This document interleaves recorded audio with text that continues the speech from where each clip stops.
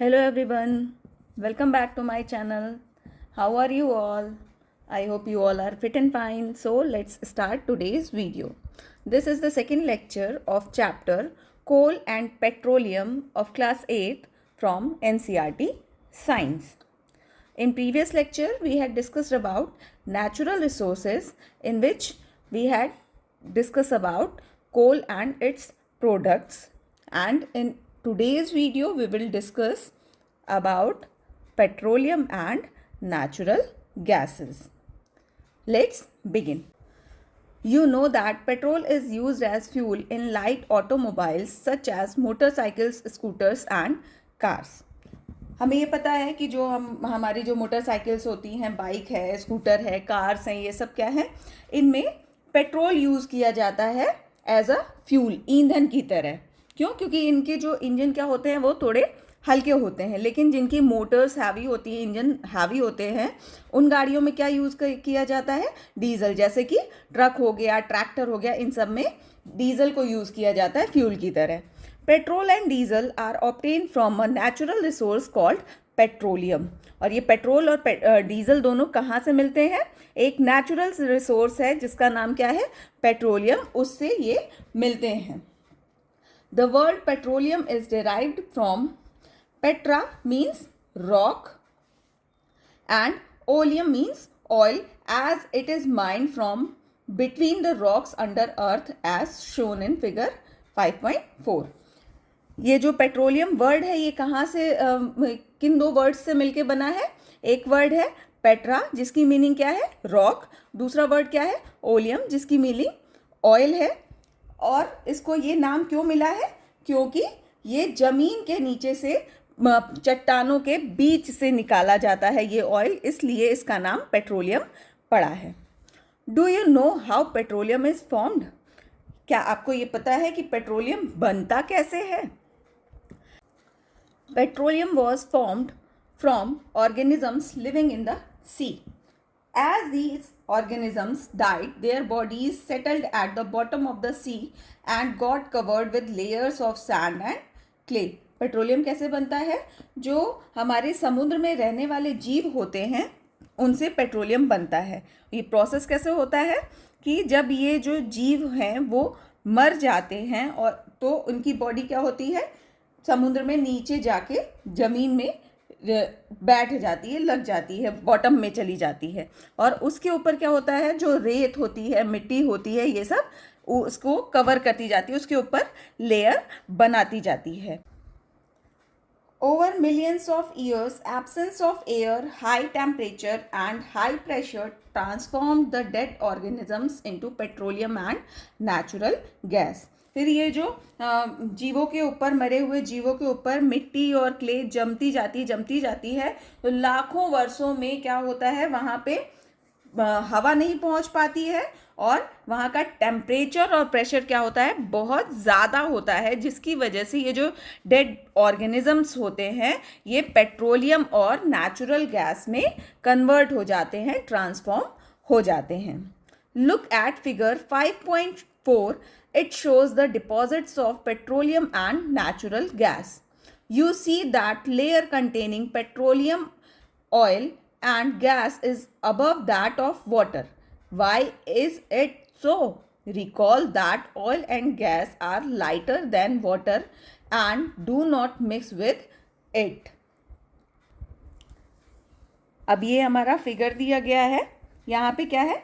Petroleum और gas कहाँ पे समुद्र के नीचे कैसे डिपॉजिट होती है, कहाँ पे डिपॉजिट होती है, वो दिखाया गया है। उसमें क्या दिखाया गया है कि ये जो वाटर है ये गैस और ऑयल के नीचे, वाटर की लेयर ऑयल और गैस के नीचे है। क्यों है ये ऑयल और गैस के नीचे? क्योंकि जो ऑयल और गैस होते हैं वो वाटर से हल्के होते हैं और जो पानी में ये मिलते नहीं है। गैस और तेल पानी में मिक्स नहीं होते हैं, इसलिए इनकी एक एक ऊपर, पानी के ऊपर एक एक अलग अलग लेयर बन जाती है।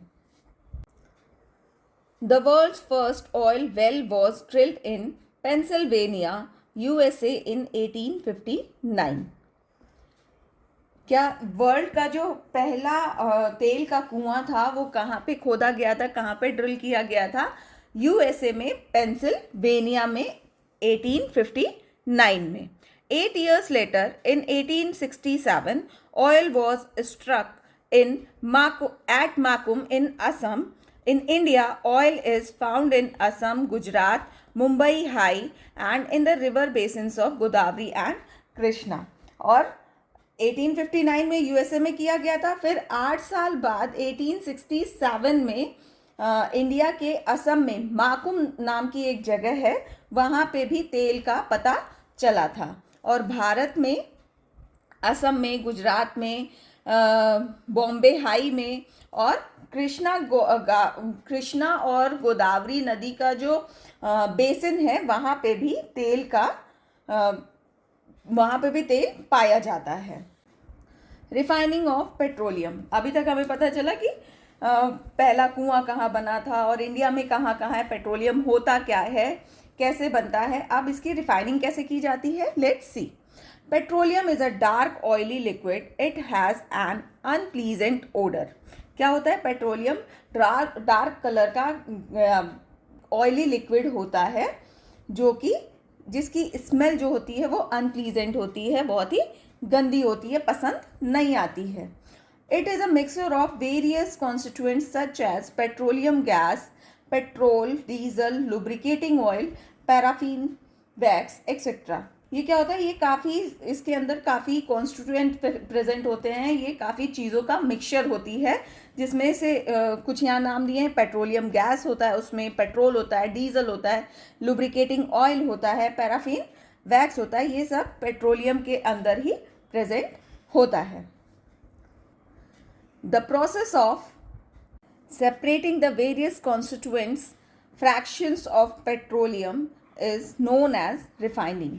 वो प्रोसेस जिससे कि इसके ये जो डिफरेंट कॉन्स्टिट्यूएंट्स हैं, लाइक पेट्रोल हो गया, डीजल हो गया, लुब्रिकेटिंग ऑयल हो गया, इन सबको पेट्रोलियम से अलग किया जाता है. अलग करने का जो प्रोसेस होता है उसको क्या कहते हैं?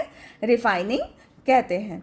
It is carried out in petroleum refinery. ये किस में किया जाता है? पेट्रोलियम रिफाइनरी में किया जाता है, जिसका फिगर ये यहाँ पे दिया गया है. ये क्या है? एक पेट्रोलियम रिफाइनरी, जिसमें क्या काम किया जाता है? जो पेट्रोलियम के डिफरेंट कॉन्स्टिट्यूएंट्स होते हैं उनको पेट्रोलियम से अलग किया जाता है.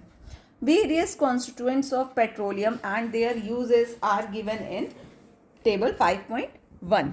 ये एक टेबल दी गई है जिसमें पेट्रोलियम के डिफरेंट कॉन्स्टिट्यूएंट दिए गए हैं और उनके यूजेस दिए गए हैं. फर्स्ट दिया गया है petroleum gas in liquid form, जिसको एलपीजी कहा जाता है, लिक्विफाइड पेट्रोलियम गैस. इसका यूज़ क्या होता है? Fuel for home and industry और घरों में फ्यूल की तरह यूज़ किया जाता है. सेकेंड, पेट्रोल का यूज़ हमें पता है मोटर व्हीकल्स में किया जाता है और एविएशन में भी किया जाता है. सॉल्वेंट फॉर ड्राई क्लीनिंग में पेट्रोल का यूज़ किया जाता है. Next, kerosene fuel for stoves, lamps, for jet aircraft. ये इसका भी यूज़ किस तरीके से किया जाता है? ईंधन की तरह, स्टोव्स में, लैम्प्स में, जेट एयरक्राफ्ट में. Next, diesel fuel for heavy motor vehicles, electric generators. Diesel का कहाँ यूज़ किया जाता है? जो हैवी मोटर्स होते हैं जिनके, उनमें यूज़ किया जाता है. और इलेक्ट्रिक जनरेटर में भी डीजल का यूज़ किया जाता है. जनरेटर को चलाने के लिए भी डीजल का यूज़ किया जाता है. नेक्स्ट, लुब्रिकेटिंग ऑयल का कैसे यूज़ किया जाता है? लुब्रिकेशन के लिए यूज़ किया जाता है. नेक्स्ट, पैराफिन वैक्स का कैसे यूज़ किया जाता है? ऑइंटमेंट्स में, कैंडल्स में, वैक्सीन्स में. जो हमारे घर में कैंडल्स होती है, वैसलीन होती है, ऑइंटमेंट जो ट्यूब्स होती है, मरहम होते हैं, उन सब में पैराफिन वैक्स का यूज़ किया जाता है. और लास्ट, बिटुमेन. इसका कहाँ यूज़ करते हैं? पेंट्स में और रोड सरफेसिंग में. पेंट्स में इसका यूज़ किया जाता है और सड़कों को बनाने के लिए बिटुमेन का यूज़ किया जाता है. नेक्स्ट, हमें यहाँ कुछ इन्फॉर्मेशन दी गई है. Many useful substances are obtained from petroleum and natural gas. हमें पेट्रोलियम और नेचुरल गैस से बहुत सारी यूजफुल चीज़ें मिलती हैं. These are termed as petrochemicals. इनको क्या कहा जाता है? पेट्रोकेमिकल्स कहा जाता है। जो चीज़ें हमें पेट्रोलियम और नेचुरल गैसेस से मिलती हैं उनको हम पेट्रोकेमिकल्स कहते हैं। These are used in the manufacture of detergents, fibers like polyester, nylon, acrylic, etc., polythene and other man made plastics. इनका यूज़ कहाँ पे किया जाता है? डिटर्जेंट के मैन्युफैक्चरिंग में, फाइबर्स कुछ जो होते हैं synthetic fibre, polyester, nylon, acrylic, इन सब को बनाने में, पॉलीथीन और बहुत सारी मैन मेड प्लास्टिक्स के को मैन्युफैक्चर में बनाने में यूज़ किया जाता है। Hydrogen gas obtained from natural gas is used in the production of fertilizers like urea. क्या होता है? हाइड्रोजन गैस कहाँ से मिलती है हमें? नेचुरल गैस से मिलती है, जिसका यूज़ कहाँ किया जाता है? फर्टिलाइजर्स को बनाने में, जिसका नाम क्या है? यूरिया। जो यूरिया होता है हमारा फर्टिलाइजर, उसको बनाने में हाइड्रोजन गैस का यूज़ किया जाता है। Due to its great commercial importance, petroleum is also called black gold. ये इतना ज़्यादा इम्पॉर्टेंट है पेट्रोलियम कॉमर्शियल प्रोडक्ट्स को बनाने में कि इसको क्या कहा जाता है? ब्लैक गोल्ड कहा जाता है। Next, natural gas. Natural gas is a very important fossil fuel because it is easy to transport through pipes. Natural gas is stored under high pressure as compressed natural gas, which is known as CNG. CNG is used for power generation. Natural gas क्या होती है? बहुत ही important fossil fuel है। क्यों? क्योंकि ये इसको transport करना बहुत ही ईजी है, क्योंकि ये पाइप्स के थ्रू एक जगह से दूसरी जगह तक ट्रांसपोर्ट हो जाती है और इसको काफ़ी हाई प्रेशर पर कंप्रेस करके सीएनजी के रूप में स्टोर किया जाता है। CNG is use for power generation. CNG का यूज़ कहाँ किया जाता है? पावर जनरेशन में, ऊर्जा के उत्पादन में सीएनजी का यूज़ किया जाता है। It is now being used as a fuel for transport vehicles because it is less polluting, it is cleaner fuel. क्या होता है? सीएनजी का यूज़ अब किस चीज़ में किया जाता है? व्हीकल्स में किया जाता है। क्यों? क्योंकि इससे पॉल्यूशन कम होता है और ये क्या है? एक क्लीनर फ्यूल है, एक जिससे कम पॉल्यूशन होता है, एक स्वच्छ फ्यूल है, ईंधन है, साफ है, इससे वातावरण गंदा ज़्यादा नहीं होता है। The great advantage of CNG is that it can be used directly for burning in homes and factories where it can be supplied through pipes. CNG का एक बहुत बड़ा एडवांटेज क्या है कि इसको डायरेक्टली घरों में और फैक्ट्रीज में जलाने के लिए यूज़ कर सकते हैं। क्यों? क्योंकि इनको हम पाइप के थ्रू सप्लाई कर सकते हैं। Such a network of pipelines exists in Vadodara, Gujarat, some parts of Delhi and other places.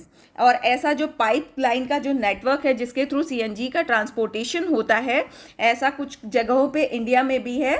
Vadodara Gujarat में है, दिल्ली के कुछ जगहों पे है और भी कुछ जगह हैं इंडिया में जहाँ पे इस तरीके की पाइपलाइंस हैं जिसके थ्रू सीएनजी का ट्रांसपोर्टेशन किया जाता है। Natural gas is also used as starting material for manufacture of a number of chemicals and fertilizers.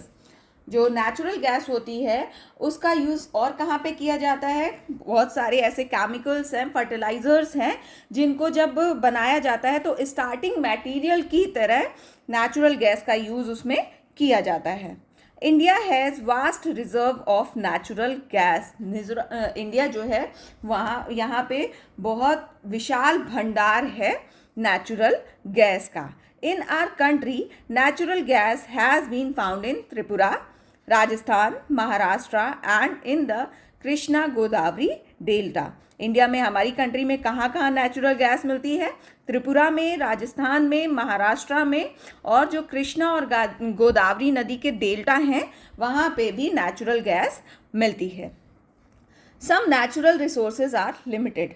हमने चैप्टर के स्टार्टिंग में पढ़ा था कुछ जो हमारे नेचुरल रिसोर्स हैं वो एग्जॉस्टेबल हैं और कुछ इनएग्जॉस्टेबल हैं। तो जो लिमिटेड हैं वो कौन कौन से हैं, क्या हैं? You have studied in the beginning of the chapter that some natural resources are exhaustible like fossil fuel, forest and minerals etc. हमने चैप्टर के स्टार्टिंग में पढ़ा था exhaustible natural resource के बारे में, जिसमें कौन कौन से? जीवाश्म ईंधन है, जो वन हैं वो हैं, मिनरल्स हैं, बहुत सारे मिनरल्स हैं. You know that coal and petroleum are fossil fuels. हमें पता है कोल और पेट्रोलियम दोनों क्या है? फॉसिल फ्यूल्स हैं, जीवाश्म ईंधनों से मिलते हैं, मृत जीवों के अवशेषों से मिलते हैं. It required the dead organisms millions of years to get converted into these fuels. हमने पढ़ा था कि ये जो हमारे कोल और पेट्रोलियम है वो फॉसिल फ्यूल्स में कन्वर्ट कैसे होते हैं. इनको काफ़ी समय लगता है कोल और पेट्रोलियम में, कोयले और पेट्रोलियम में चेंज होने में. On the other hand the known reserves of these will last only a few 100 years. एक तो इनको समय बहुत ज़्यादा लगता है बनने में, लाखों साल लग जाते हैं बनने में, और दूसरा जो हमें जिनके बारे में पता है, जहाँ पे भी कोयला और पेट्रोलियम प्रेजेंट है वहाँ पे भी कितना अमाउंट प्रेजेंट है कि कुछ 100 सालों तक ही हमें वहाँ से कोल और पेट्रोलियम मिल सकते हैं. उसके बाद वो वहाँ से भी क्या होंगे? ख़त्म हो जाएंगे. Moreover burning of these fuels is a major cause of air pollution. और जब हम इनका बहुत ज़्यादा यूज़ करते हैं, इनको जलाते हैं, तो इससे बहुत ज़्यादा अमाउंट में एयर पॉल्यूशन होता है. ये एक बहुत बड़ा कारण है एयर पॉल्यूशन का, वायु प्रदूषण का. Their use is also linked to global warming. और ये ग्लोबल वार्मिंग के लिए भी कॉज है, ये ग्लोबल वार्मिंग का भी कारण है. इनसे जो पॉल्यूशन होता है उससे ग्लोबल वार्मिंग भी बढ़ती है. It is therefore necessary that we use these fuels only when absolutely necessary. क्या होता है? इसलिए जब इनके इतने ड्रॉबैक हैं, ये बहुत जल्दी बनते नहीं हैं, जो हैं वो भी लिमिटेड अमाउंट में है, इनसे एयर पॉल्यूशन होता है, ग्लोबल वार्मिंग के लिए ये कॉज करते हैं. तो इसलिए क्या ज़रूरी है कि जब इनकी बहुत ज़्यादा ज़रूरत हो, इनके बिना काम ना चले, तभी इन फ्यूल्स का यूज़ किया जाए.